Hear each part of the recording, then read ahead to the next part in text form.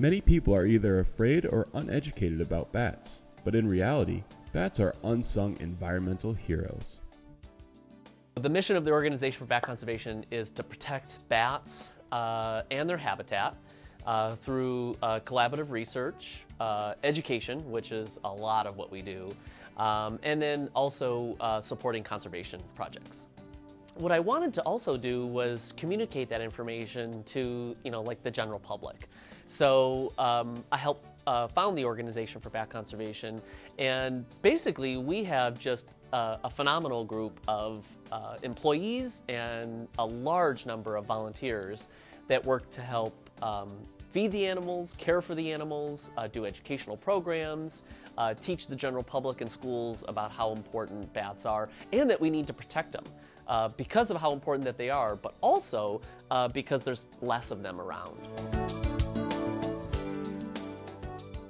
To catch insects, bats use their wings. Their wings are the only part of their bodies not covered by hair, but with thin, tough skin. Bats use their wings like hands, and they have little thumbs and wrists on them. We tried to educate the public about the importance of bats so that those people can then perhaps even create bat habitat in their own yards, and even just making people feel more at ease and comfortable about living with bats. Bats like to live in dark places. Caves, holes in trees, and even buildings are favorite homes. However, because bats are more active at night, Bat.zone has reversed their sleep schedule to make the bats more active for the visitors. Bats do a lot of important things that play an important role in the environment, like controlling pesky insect populations, which can then reduce the need for the amount of pesticides that are sprayed on our crops. Bats are also important pollinators and seed dispersers. So by protecting bats, we're helping to provide or to protect the natural systems that help our environment grow and be productive. The workers and volunteers at Bat.zone truly appreciate these wondrous animals.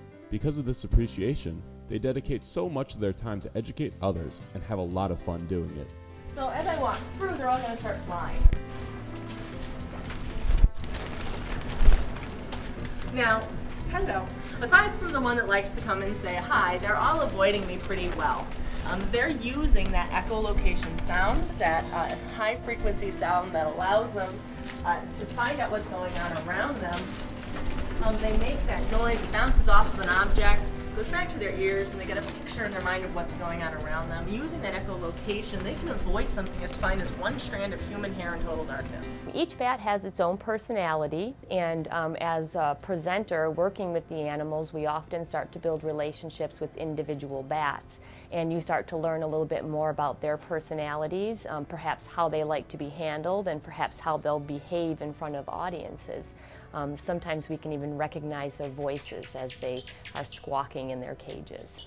We have a little argument going on in the corner. It's probably all about the heat lamp. The largest bat at Bat.zone, the Malayan flying fox, has a wingspan of more than 6 feet. I think the thing that all of us are most proud of is the number of people that we reach.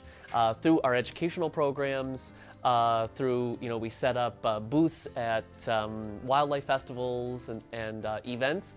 We reach 250,000 people in person every single year.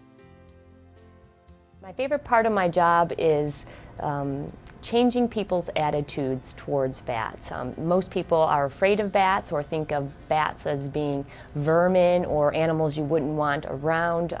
I like changing them to turning them into bat lovers instead of bat haters. Bat.zone is an amazing educational resource that has the ability to instantly change people's opinions about bats.